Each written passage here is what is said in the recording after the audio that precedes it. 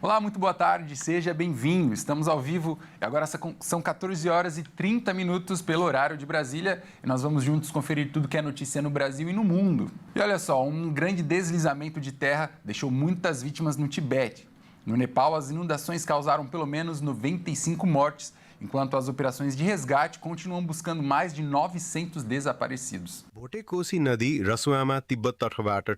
Um deslizamento de terra no Tibete procedente do Nepal deixou muitas vítimas e desaparecidos no Porto Girong. A agência estatal Xinhua acrescentou que o presidente chinês Xi Jinping ordenou a mobilização de todos os recursos para as operações de resgate, mas não divulgou um balanço de mortos ou feridos. Xi destacou que a tarefa mais urgente é fazer todo o possível para encontrar e resgatar os desaparecidos e atender rapidamente os feridos. As inundações atingiram o Tibete no lado chinês da fronteira e também o Nepal, onde o governo já confirmou algumas vítimas.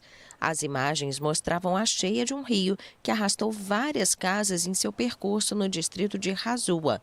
Vários corpos já foram recuperados e as operações de buscas continuam. O exército do país, encravado na cordilheira do Himalaia, anunciou a mobilização de 14 helicópteros e equipes de resgate para apoiar os trabalhos. Os danos ainda estão sendo avaliados. O primeiro-ministro Balendra Shah anunciou que convocou uma reunião urgente da agência responsável pela gestão de desastres. Cientistas do Centro Internacional para o Desenvolvimento Integrado da Montanha, com sede em Katmandu, afirmam que a inundação pode ter sido provocada por uma avalanche de gelo que caiu no rio Lhende, mas a causa exata ainda será determinada. O cenário financeiro das grandes empresas brasileiras vem acendendo um alerta. Companhias de diferentes setores passaram a enfrentar dificuldades para manter suas contas em dia e estão buscando alternativas para reorganizar as dívidas. A empresa Braskem pediu recuperação extrajudicial para renegociar 10 bilhões de dólares em dívidas. Com isso, o Brasil chegou ao maior volume da história em dívidas de empresas que estão em recuperação judicial ou extrajudicial, passando de 180 bilhões de reais. No mesmo período, empresas como Casas Bahia, que teve seus negócios afetados pelo aumento das dívidas das famílias, entre outros grandes grupos que também precisaram buscar formas de reorganizar suas dívidas. No caso da Braskem, um dos principais problemas é o afundamento do solo em Maceió. A empresa já gastou mais de 4 bilhões de reais com indenizações e outras despesas relacionadas ao caso. E esse valor continua pesando nas contas. Além disso, o mercado petroquímico mundial também passa por dificuldades, com excesso de produtos, queda na procura e redução dos lucros. A Braskem afirma que os custos chegaram a representar 96% da receita, deixando pouco dinheiro disponível para pagar uma dívida tão grande. Os juros altos por muito tempo aumentam o peso das dívidas. Quando várias parcelas vencem e a empresa não consegue gerar dinheiro suficiente, a situação financeira fica cada vez mais difícil. Apesar do pedido de recuperação extrajudicial, os contratos com fornecedores e clientes continuam, mas os credores financeiros passam a negociar dentro de um processo formal. Para empresas que dependem dos produtos da Braskem ou têm dinheiro para receber da companhia, o momento exige mais atenção. A prévia da inflação trouxe uma notícia positiva para quem vai ao supermercado. Os preços dos alimentos caíram pelo terceiro mês consecutivo, mas nem tudo ficou barato. O leite, por exemplo, acumula alta de 23% desde o começo do ano. Ir ao supermercado ficou um pouco menos pesado em agosto. A alimentação dentro de casa caiu pelo terceiro mês consecutivo, segundo o IPCA 15, considerado uma prévia da inflação oficial. Entre os produtos que ficaram mais baratos estão itens muito presentes na mesa dos brasileiros. Houve redução no preço do arroz e das carnes, batata inglesa, tomate. A explicação está principalmente na maior oferta de alguns produtos agrícolas. Quando chega mais alimento ao mercado, a tendência é que os preços diminuam, mas o alívio não acontece para todos os produtos. O leite longa-vida subiu 3,41% somente em agosto. E no acumulado de 2026, a alta chega a 23%. Segundo especialistas, um dos motivos é a menor oferta de leite cru, que aumenta o preço pago pelos laticínios aos produtores. Esse aumento acaba chegando ao consumidor. Em 12 meses, a inflação está em 4,24%, abaixo do teto da meta estabelecida para o Banco Central. Além dos alimentos, a conta de luz também ajudou a puxar a inflação para baixo, principalmente por causa de um desconto relacionado ao bônus de Itaipu. Para o consumidor, o cenário é de algum alívio, mas ainda exige atenção, porque mesmo com vários produtos mais baratos neste mês, a cesta básica continua pressionada por itens que acumulam aumentos ao longo do ano. E é justamente essa diferença entre a queda de alguns preços e a alta de outros que aparece no orçamento das famílias na hora de fazer as compras. Além dos impactos na segurança, a violência causada pelo crime no Brasil tem pesado no bolso e dificultado a rotina até mesmo de trabalhadores e empresários. Veja só. Uma pesquisa feita pela Federação das Indústrias do Estado de São Paulo mostra que o avanço do crime organizado no Brasil está afetando não apenas a segurança da população, mas também a economia do país. Segundo o levantamento, 60% dos brasileiros sofrem algum impacto econômico ou sentem medo por causa da atuação de facções e milícias nas regiões onde vivem. Para 37% dos entrevistados, a presença desses grupos tornou mais difícil trabalhar, vender produtos ou prestar serviços. A pesquisa também mostra que 9% dos brasileiros enfrentam dificuldades para abrir, manter ou aumentar um negócio por causa da insegurança. Outros 6% dizem ter medo de cobranças ou extorsões, além das represálias. Esses números mostram o custo do crime, que pode dificultar o crescimento de negócios, já que o domínio de áreas pelo crime organizado cria um ambiente menos seguro e prejudica a atividade econômica. A pesquisa foi feita por uma peneira baseada em sexo, idade, instrução e região, apresentando um nível de confiança de 95%. Usar o celular ao volante vem aumentando o número de multas em São Paulo. Segundo dados do Detran, 122 mil multas foram registradas apenas no primeiro semestre de 2026. Esse tipo de infração gera multas de até R$ 300 e perda de 7 pontos na CNH. Entre janeiro e julho de 2026, 122.771 autuações relacionadas ao uso de celular ao volante foram somadas no estado de São Paulo, segundo o Departamento Estadual de Trânsito de São Paulo. O dado evidencia que a distração no trânsito permanece entre os maiores desafios das vias paulistas. A infração mais comum no período foi a de manusear o aparelho enquanto dirige, digitar mensagens ou rolar a tela. Esse tipo de comportamento gerou cerca de 91.261 autuações, o maior volume registrado pelo Detran de São Paulo. Os dias da semana que costumam ter o maior número de autuações são quarta e sexta-feira, durante a tarde, com base no levantamento do Infociga. Esse tipo de infração costuma ser classificada em 3 categorias pelo Detran, cada uma com um tipo de punição específica. Conduzir o veículo segurando o aparelho com uma das mãos se classifica como infração gravíssima, sujeita a multa de quase R$ 300 e perda de 7 pontos na CNH. Nos 7 primeiros meses do ano, essa modalidade gerou 17.460 autuações. Outra que se classifica como infração gravíssima é o ato de usar o celular, seja para qualquer função, e acarreta a mesma penalidade. Essa foi a categoria com o maior volume de registros no intervalo analisado. Já conversar ao telefone enquanto dirige tem uma classificação diferente, sendo uma infração média, com multa de R$ 130 e 4 pontos na carteira. E mesmo assim, gerou 14 mil autuações nos meses em questão. Os dados do Detran pesam ainda mais quando ficam evidentes os confrontos com estatísticas globais de segurança no trânsito. A fila de espera do INSS caiu para um pouco mais de 1 milhão de requerimentos. Esse é o menor patamar desde o início da atual gestão em 2023.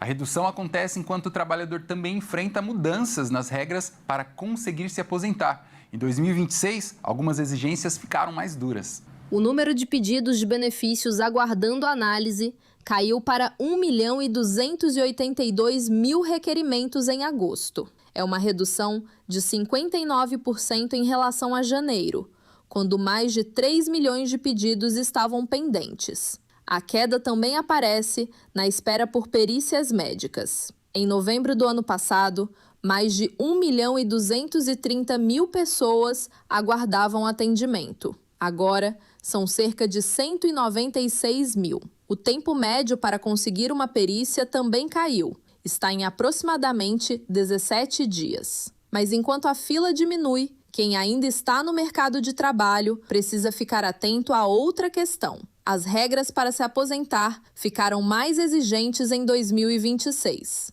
As mudanças fazem parte das regras de transição da reforma da Previdência. Na chamada regra de pontos, que soma idade e tempo de contribuição, a exigência passou para 93 pontos para as mulheres e 103 para os homens. Já na regra da idade mínima progressiva, a exigência aumentou 6 meses. Agora, as mulheres precisam ter 59 anos e 6 meses, além do tempo mínimo de contribuição. Para os homens, são 64 anos e 6 meses. As idades mínimas definitivas, porém, continuam em 62 anos para mulheres e 65 anos para homens. Na prática, isso significa que quem está perto de se aposentar precisa conferir qual regra de transição se aplica ao próprio caso. E é justamente aí que a redução da fila ganha importância. Com menos processos acumulados, o governo tenta acelerar a análise dos pedidos e reduzir o tempo de espera de quem já cumpriu os requisitos. Mas especialistas alertam que o trabalhador não deve considerar apenas a idade. Tempo de contribuição, tipo de atividade e a regra de transição escolhida podem mudar o momento e até o valor da aposentadoria. Por isso, antes de fazer o pedido, a recomendação é consultar o próprio cadastro no Meu INSS e verificar qual regra é mais vantajosa. A fila está menor, mas para quem ainda precisa cumprir os requisitos, o caminho até a aposentadoria ficou um pouco mais longo em 2026. Os Estados Unidos anunciaram um investimento de 750 milhões de dólares para garantir o acesso a terras raras produzidas no Brasil. O dinheiro será destinado a um projeto de mineração em Goiás e coloca o país no centro de uma disputa internacional por minerais considerados estratégicos. E o interesse não é apenas econômico. Esses materiais também são fundamentais para equipamentos militares e tecnologias de alta performance. O investimento de 750 milhões de dólares, cerca de 4 bilhões de reais, foi anunciado pelo Departamento de Guerra dos Estados Unidos. O dinheiro será usado para garantir o fornecimento de terras raras produzidas pela mineradora Serra Verde no projeto Pelaema, em Inaçu, no estado de Goiás. A operação faz parte de uma estrutura financeira maior, de aproximadamente 1,5 bilhão de dólares. Além do investimento americano, os Estados Unidos também assumiram o compromisso de comprar 300 milhões de dólares em produtos da mineradora nos próximos 5 anos. Mas afinal, o que são as chamadas terras raras? Apesar do nome, elas não são necessariamente raras na natureza. O problema é que a extração e principalmente o processamento desses minerais são complexos. Eles são utilizados na fabricação de componentes de celulares, computadores, veículos elétricos, turbinas eólicas e outros equipamentos de alta tecnologia. E existe também uma questão militar. As terras raras são utilizadas na produção de ímãs de alta potência presentes em equipamentos de defesa, como sistemas de orientação, drones, aeronaves e mísseis. É justamente aí que está o interesse dos Estados Unidos. A China domina boa parte da cadeia mundial de produção e processamento desses minerais. Por isso, Washington tenta diminuir essa dependência e garantir fornecedores considerados estratégicos. O Brasil aparece como uma alternativa importante, porque possui uma das maiores reservas de terras raras do mundo, atrás apenas da China, segundo levantamentos citados pela imprensa internacional. A Serra Verde é hoje a única produtora comercial de terras raras em operação no Brasil. O negócio, porém, também provoca um debate dentro do país. De um lado, o investimento estrangeiro pode trazer dinheiro, empregos e acelerar o desenvolvimento de uma indústria considerada estratégica. Do outro, especialistas e autoridades discutem como garantir que o Brasil não fique apenas com a extração da matéria-prima, enquanto a parte mais valiosa da cadeia, o processamento e a fabricação dos produtos, aconteça no exterior. Também existem preocupações ambientais relacionadas à expansão da mineração. O governo brasileiro já discute medidas para organizar o setor e aumentar o controle sobre os chamados minerais críticos. A disputa pelas terras raras mostra que o subsolo brasileiro passou a ter importância não apenas para a economia, mas também para a tecnologia e para a segurança de grandes potências mundiais. Uma portaria do Ministério da Saúde alterou o tempo de espera para a doação de sangue. As novas regras já estão em vigência no Mato Grosso do Sul. Quem pretende doar sangue em Mato Grosso do Sul deve ficar atento às novas regras adotadas pelo Hemosul. As mudanças reduzem o período de impedimento em algumas situações e permitem que doadores frequentes continuem contribuindo mesmo depois dos 70 anos, desde que sejam considerados aptos na avaliação médica. Uma das principais alterações envolve tatuagem, piercing e maquiagem definitiva. Antes, o doador precisava esperar até 1 ano para fazer essa doação. Agora, o prazo pode cair para apenas 7 dias, desde que seja possível comprovar que o procedimento foi realizado em condições seguras. Sem essa comprovação, o intervalo passa a ser de 4 meses. Também mudou o prazo para quem fez endoscopia ou colonoscopia, de 6 para 4 meses. E para quem teve gripe sem febre, a espera caiu de 30 dias para apenas 3 dias.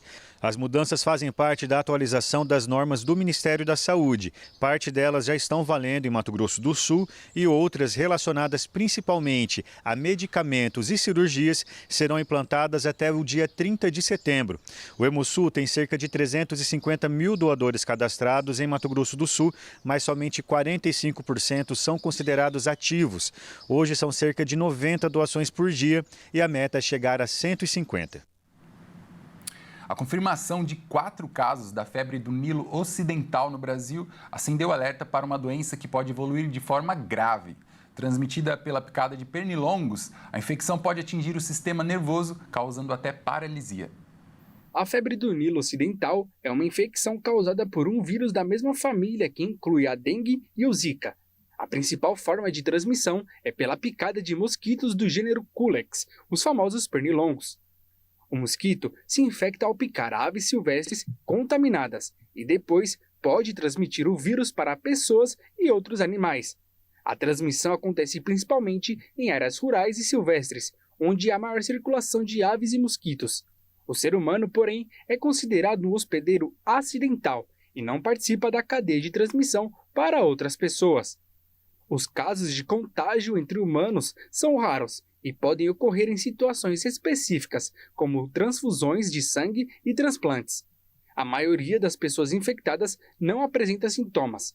Quando eles surgem, os mais comuns são febre, dor de cabeça, dores musculares, mal-estar, náusea, vômito e, em alguns casos, manchas na pele e ínguas. Em uma pequena parcela dos infectados, porém, a doença pode atingir o sistema nervoso e provocar meningite, encefalite, fraqueza muscular e até paralisia. O Brasil tem 4 casos confirmados, são 2 em São Paulo e 2 em Santa Catarina. Esse último, inclusive, uma mulher de 77 anos morreu após desenvolver complicações neurológicas. O diagnóstico da doença é feito por exames laboratoriais, que podem identificar anticorpos ou material genético do vírus. Ainda não existe vacina disponível para prevenir a febre do Nilo Ocidental, nem um medicamento antiviral específico contra a infecção. O tratamento é feito de acordo com os sintomas e, nos casos mais graves, pode exigir internação e suporte intensivo. A maior parte dos pacientes, no entanto, evolui para a recuperação. A febre do Nilo Ocidental já havia sido identificada no Brasil antes, mas os novos registros em São Paulo e a morte confirmada em Santa Catarina aumentaram a atenção das autoridades. A vigilância epidemiológica agora investiga os locais prováveis de infecção e a circulação do vírus nas regiões onde os casos foram registrados. Veja a seguir. Copa do Brasil nesta noite tem clássico em São Paulo e jogaço no Rio de Janeiro. A reportagem completa você confere no próximo bloco. Nós voltamos já.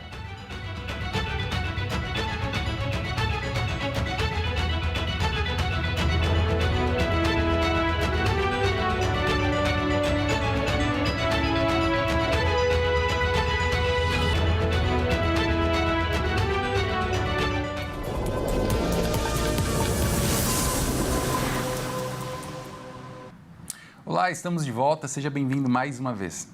E olha só, os especialistas em golpes financeiros digitais também estão usando deepfake caseiro. Recriam vozes e imagens de pessoas da mesma família ou de conhecidos para ultrapassar com maior facilidade o monitoramento dos sistemas de inteligência artificial.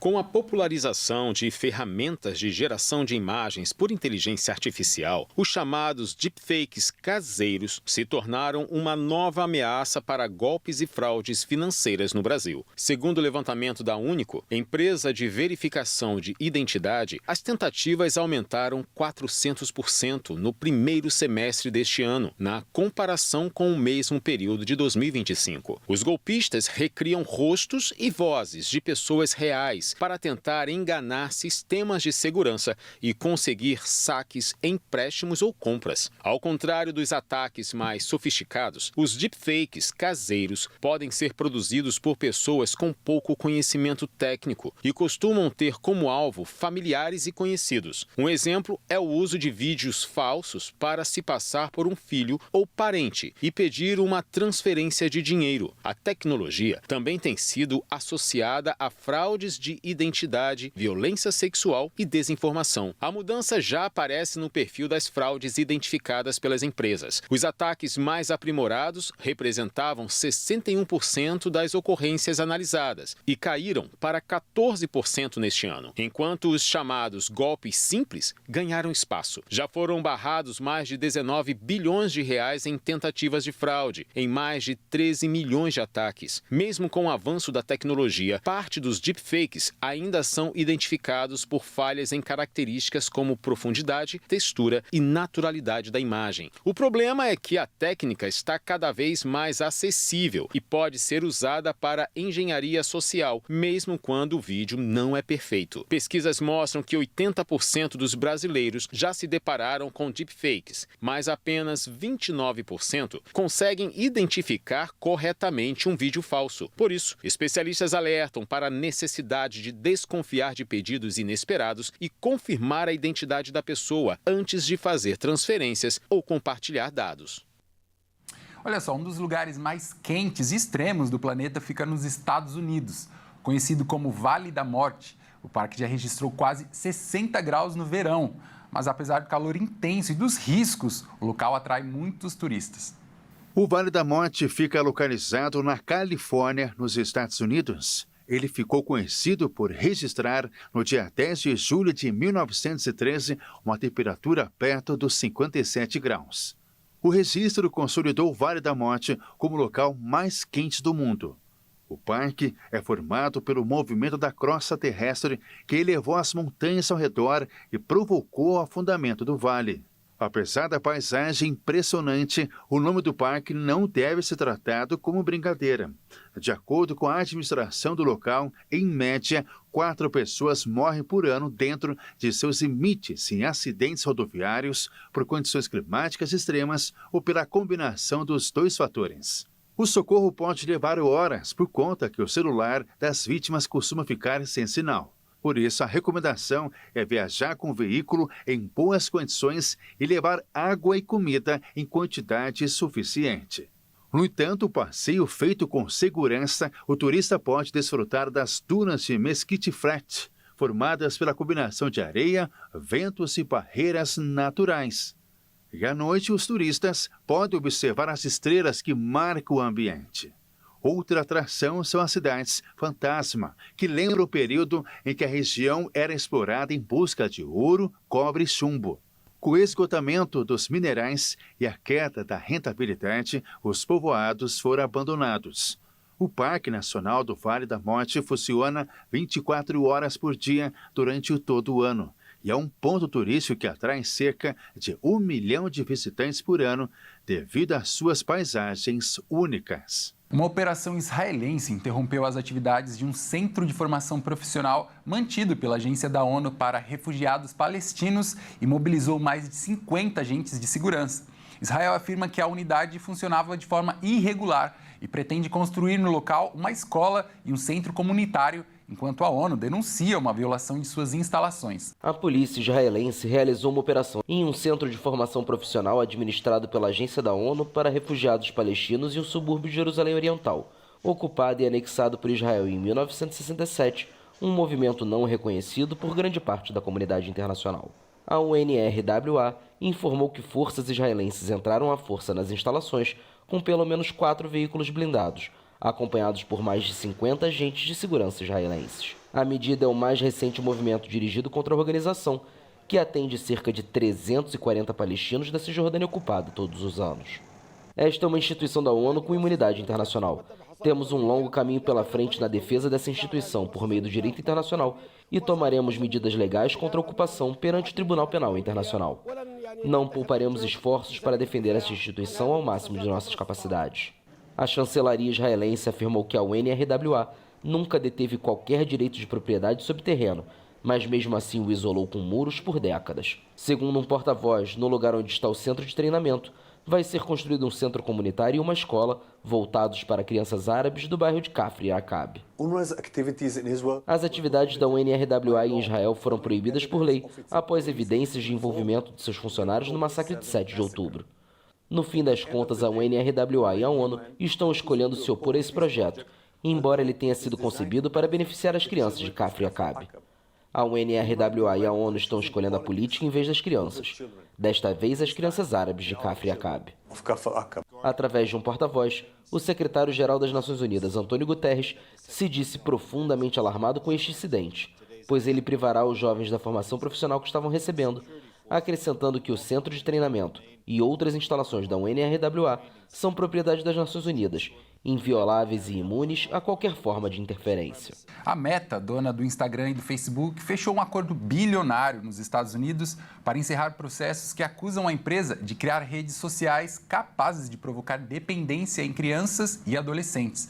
Além do pagamento, a empresa terá que mudar regras para proteger usuários mais jovens. A Meta vai pagar quase 17 bilhões de dólares para encerrar processos movidos por estados americanos. O valor equivale a aproximadamente 86 bilhões de reais. As ações acusam a empresa, dona do Instagram e do Facebook, de ter desenvolvido recursos para estimular o uso excessivo das plataformas por crianças e adolescentes.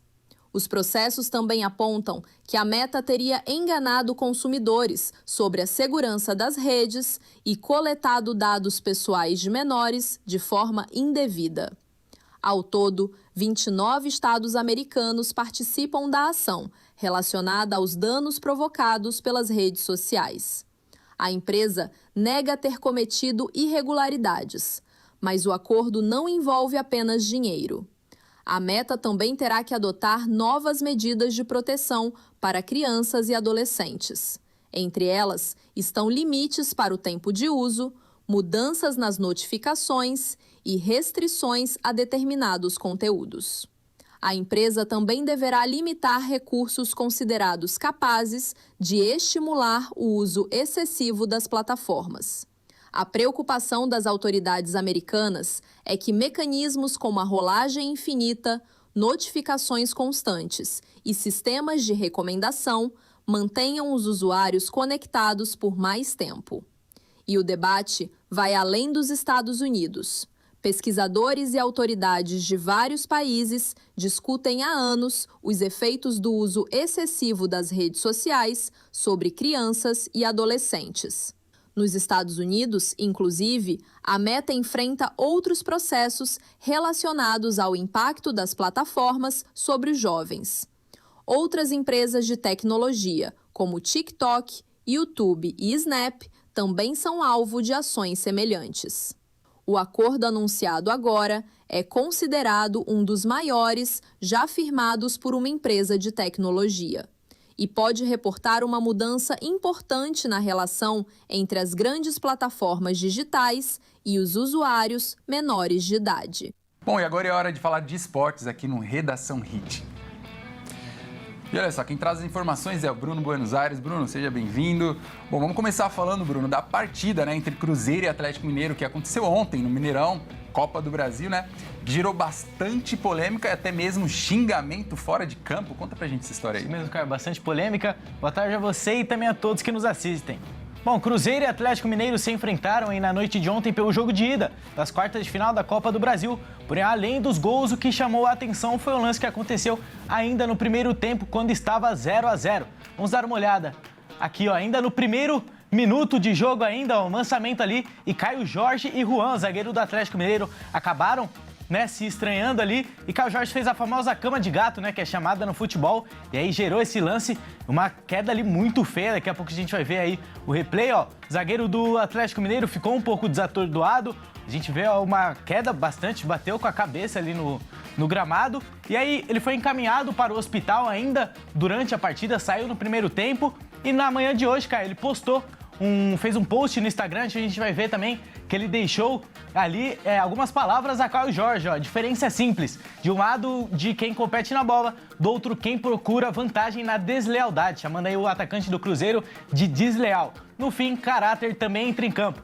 Esse placar não mente, e o histórico desse mau caráter, novamente, também não. Bom, Caio, aí bastante pegando fogo lá em Minas, clássico que terminou 1-1. Jogo de volta acontece na próxima terça-feira e também promete pegar fogo. Pois é, clássico é sempre assim, né? Bom, por falar em clássico, hoje tem mais jogos da Copa do Brasil e tem clássico, né, Bruno? Exatamente, cara. Bom, os jogos não param. Nesta quarta-feira, 2 jogos acontecem no mesmo horário.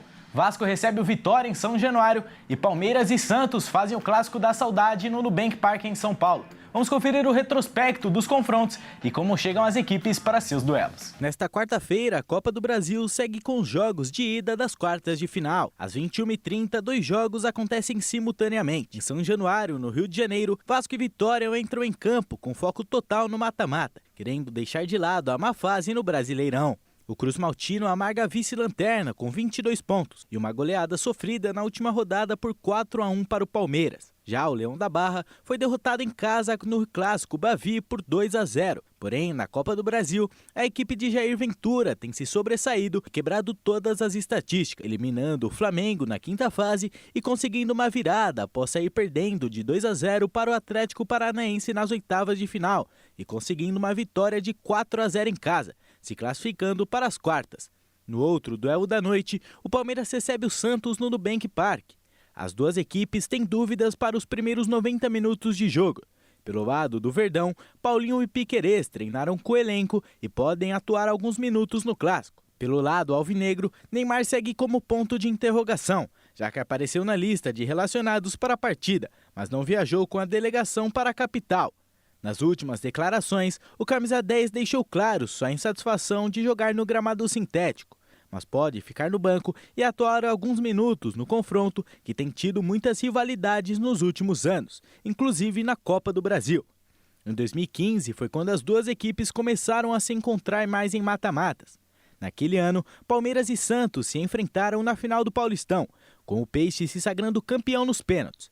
No mesmo ano, as equipes se encontraram de novo na final da Copa do Brasil, e quem levou a melhor foi o Verdão nas penalidades, com direito à provocação e máscara. No ano seguinte, 2016, novamente um encontro no Paulistão, desta vez na semifinal. A decisão foi para os pênaltis de novo, e o Santos quem se classificou para a final daquele ano. 2 anos depois, em 2018, outro encontro pela semifinal do Paulista, e outra decisão nos pênaltis, com o Verdão se classificando para a final. Em 2020, outro encontro, dessa vez pela final da Libertadores. A partida quase foi para a prorrogação e talvez pênaltis. Isso porque Breno Lopes marcou de cabeça no último minuto e conquistou o bicampeonato para o Palmeiras. Em 2024, os clubes fizeram outra decisão, dessa vez pelo Paulistão. Na Vila Belmiro, o Santos venceu por 1-0. Já no Nubank Park, vitória alviverde por 2-0, que deu o título para o Palmeiras. A promessa aí de pegar fogo nos 2 jogos Pô, fico por aqui, mas às 18h30 eu volto com mais informações dos esportes, também esse jogo e muito mais aí. Tá certo, Bruno. Muito obrigado pelas informações. Amanhã você volta, então, para trazer tudo o que aconteceu na rodada, certo? Combinado, Caio. Até mais. Valeu. Bom, essa edição também fica por aqui. Muito obrigado pela sua companhia e desejo a você uma ótima tarde. Tchau, tchau.